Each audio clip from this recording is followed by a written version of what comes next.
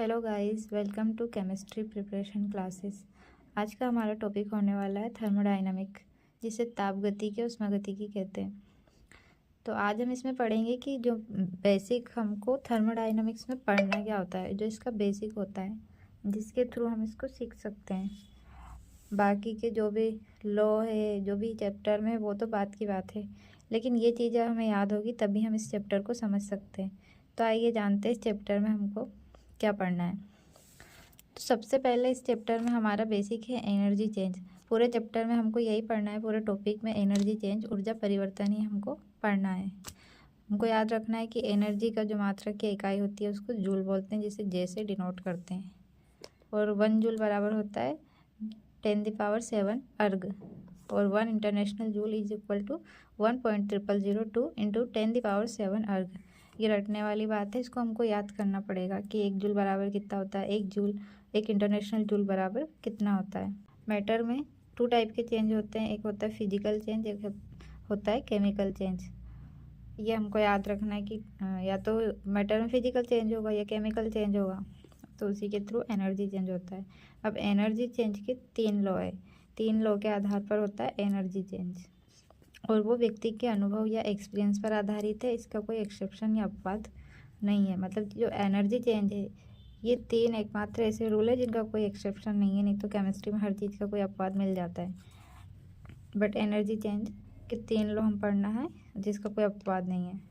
Energy change में और क्या होता है, जो इनिशियल स्टेट होती है, कोई भी मैटर चेंज हो रहा है तो उसकी जो प्रारंभिक अवस्था होगी, उसके बाद final state, direct final state. मतलब हमको इनिशियल स्टेट और फाइनल स्टेट पढ़ना है।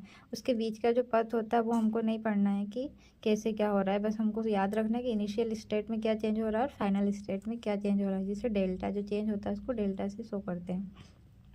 ठीक है। एक बात और याद रखने वाली है कि जो थर्मोडायनामिक्स होता है उसमें स्थूल तंत्र या मैक्रोस्कोपिक पार्टिकल का अध्ययन करते हैं। मतलब कि इसमें कोई भी जो माइक्रो पार्टिकल है, जैसे कि एटम है, कोई भी पार्टिकल है, अणु, उसका हमको अध्ययन नहीं करना है। इसमें पूरे तंत्र का, पूरे सिस्टम का हमको अध्ययन करना रहता है, पूरे सिस्टम की स्टडी करना रहता है। तो हम देखेंगे कि इसकी टर्म्स क्या है। टर्म्स देखना है हमको कि कितने टाइप की होती है। पहला हो जाएगा थर्मोडायनामिक सिस्टम, मतलब तापगतिकी तंत्र। तापगतिकी तंत्र क्या होता है, कोई भी वास्तविक या फिर कल्पित जो वस्तु होती है, भाग होता है, जिसको हमें प्रयोग के लिए लेते हैं। जैसे कि ये एक दिख रहा होगा आपको, इस तरह का मान लीजिए कोई भी ये वस्तु है या बर्तन है, इसमें पानी भरा है, NaCl भरा है।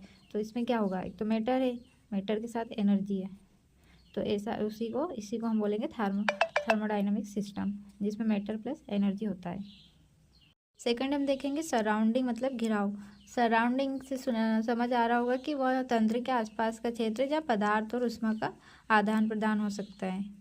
मतलब कि उसके चारों ओर का, अब जैसे कोई भी सिस्टम है तो इसके चारों ओर का सराउंडिंग होता है, जहाँ पर ऊष्मा का और मैटर का आदान प्रदान होता है। टाइप्स ऑफ सिस्टम, थर्ड होता है तंत्र के प्रकार कौन कौन से होते हैं। एक तो ओपन सिस्टम होता है, क्लोज्ड सिस्टम होता है, और एक होता है आइसोलेटेड सिस्टम। तो ओपन सिस्टम क्या होता है, ओपन सिस्टम में होता है कि matter plus energy can be exchange with surrounding. मतलब सराउंडिंग के साथ जो भी मैटर, हमारा पदार्थ है और ऊर्जा है, दोनों का आदान प्रदान हो सकता है ओपन सिस्टम से। जैसे कि अभी ओपन सिस्टम दिख रहा है आपको, तो यहाँ पर इसमें वाटर है।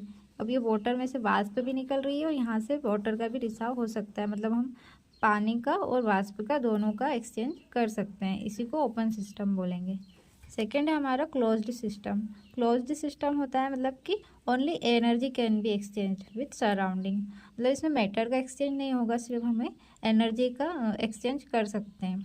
मतलब जैसे कि अब ये इसको बंद कर दिया हमने, यहाँ से ढक्कन लगा दिया, तो अब ये मैटर का एक्सचेंज नहीं कर सकते हम, बट जो भाप है, वाष्प है, वो तो होगी, एक्सचेंज हो सकती है पोर्ट से।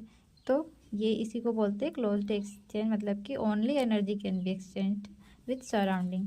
और थर्ड हमारा होता है आइसोलेटेड, मतलब विलगित बोलते हैं इसको हिंदी में। ये काल्पनिक होता है, इसमें नो एक्सचेंज, मतलब इसमें no exchange of water and energy, मतलब कि वाटर एंड एनर्जी का कोई एक्सचेंज नहीं होता है। एग्जाम्पल के लिए मैंने लिखा है कि थर्मस जैसे होता है, उसमें ना तो पदार्थ निकल सकता है बाहर, ना एनर्जी, मतलब गर्म चाय डालेंगे तो गर्म रहेगी। तो ये हो जाएगा टाइप्स ऑफ सिस्टम हमारे, open system, closed system and isolated. अब हम देखने वाले हैं मैक्रोस्कोपिक प्रॉपर्टीज़, मतलब कि इसकी प्रॉपर्टीज़ क्या होने वाली है, क्या गुण होते हैं।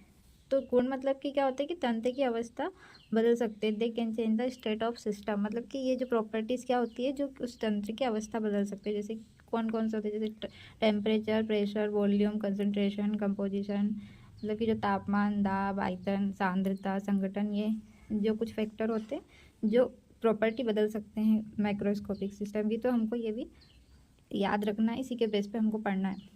लास्ट होता है उष्मागति की साम्यावस्था, थर्मोडायनामिक इक्विलिब्रियम, मतलब कि स्थूल गुण में कोई परिवर्तन नहीं होता, वह अवस्था। When macroscopic properties do not change, मतलब कि जब ये मैक्रोस्कोपिक प्रॉपर्टीज चेंज नहीं होती तो उसको बोलते हैं उष्मागति की साम्यावस्था। आई होप आप सबको ये समझ आया होगा, यही हमारा बेसिक पॉइंट है और इसी को याद रखने से हम इस चैप्टर को, इस टॉपिक को, उष्मागति के टॉपिक को अच्छे से समझ सकते हैं। Thank you so much.